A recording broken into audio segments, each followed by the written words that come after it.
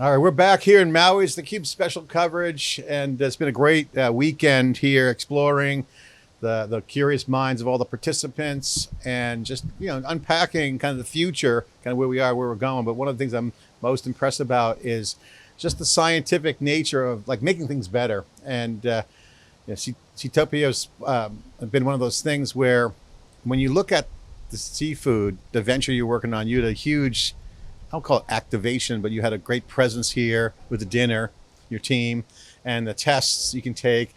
Talk about the venture you have right now, because it's really exploring the health side of food, seafood, and some of the things you got going on. Yeah, thanks, John. I mean, Seatopia is about bringing clarity and optionality to an industry that was notoriously opaque. So the commoditization of seafood hasn't enabled or facilitated rapid adoption of new technology, and a lot of the technology for producing healthier seafood stagnated in university pilot projects. So there are a handful of certification systems out there, schemes that people might be familiar with, but most consumers are very confused by all of this. So you have, for example, BAP, ASC, MSC. These are different sustainability certifications, but they're all sort of process-based on the front end. As a consumer, what we found was most consumers thought that was nice, that there's some sort of sustainability thing, but they were very confused by what it actually meant to them, because sustainability for a fishery on the other side of the world, nice. How does it impact my health? Which one's the cleanest? Which one's the healthiest? What Seatopia is doing through third-party lab testing of every lot of seafood is providing a certification on the outputs, the outcomes. So we quantify the mercury levels to ensure that it's safe enough for a pregnant woman, for example, to consume 7 days a week. We quantify the presence of microplastics in 0 products that we sell or we'll put our brand on have any detectable levels of microplastics. Microplastics being defined as 1/1000th of a millimeter. And then we also quantify the actual nutrients that's in seafood, so the milligrams per serving of DHA and EPA. And what's happened since we've been putting this attention on the quality of seafood is that we found that people who are on the sidelines for this entire industry all of a sudden are coming in and wanting to participate and eat seafood. For example, functional medicine doctors, nutritionists, health coaches are now prescribing Seatopia in a way that they couldn't before when seafood was generalized or commoditized. You can actually say when they look at Seatopia products how much is in it and also what's not in it. Why is this problem here? Is it because of the expansion of the food supply and seafood, lack of process? Is it a state of quality control? What's the core problem? Why is this happening? What's the reason in your opinion? What have you found, or what's your thoughts? We're dealing with a multi-$100 billion year commodity. It's the second largest commodity traded. And historically, you had a lot of that coming from wild-caught sources. And those sources were very disparate around the world and very unpredictable in the aggregation of them. So, for example, a fishery might have an amazing season and catch far more than they expected, or they might catch nothing. Meanwhile, you have a defined number of retailers, distributors, buyers that are looking for specific products. If a fishery comes in with a massive catch of something that doesn't actually meet what the buyers wanted, historically it would just be relabeled or mislabeled and sold through those same channels. So the global distribution of seafood historically has been opaque, perhaps intentionally. It optimized for speed to market of a highly perishable commodity as opposed to veracity of data and authenticity. Yeah. None of that matters though to a consumer who wants to know what they're consuming. Today, consumers of eggs have so much optionality, it's almost confusing. They have cage-free, they have pasture-raised, they have organic, they have all these options. With seafood, historically, we had these sort of mythologies. Is it wild or farmed? that doesn't actually tell you anything about the nutritional quality.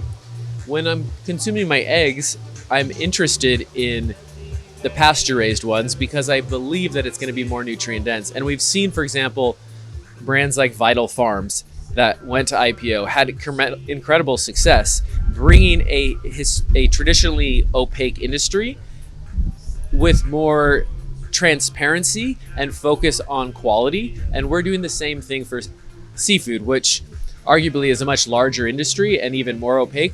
But I believe that consumers are demanding more questions, and we're riding that wave of providing more transparency behind the scenes. People want to know what's in their food. I mean, like, that's awesome. I mean, I love that you're doing this because I wanted to get that out because I think it's super important people understand the macro. But then there's actual real benefits on health. Talk about some of the things you're seeing, because you guys have the ability to measure people's take on what's happening in their body. Yeah. And then the food matches kind of what they need. Talk about the impact on the health, diet. I know you got some stats. Share some data. And at the end of the day, I buy into a supply from Seatopia. What's the results going to look like? That's what people care about. Yeah.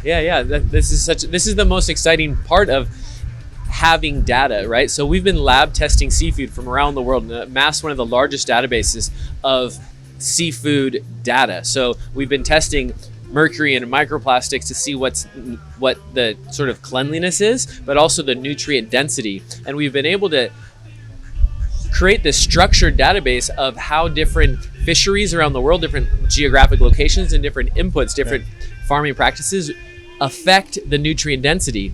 And tying that back to human health, we said, wow, our fish can actually make people healthier because these particular fish are cleaner and more nutrient dense. Talking about, for example, every piece of fish having the DHA and EPA, the omega-3s on them. Our king salmon, for example, that we had that first night has 3,400 milligrams of EPA and DHA.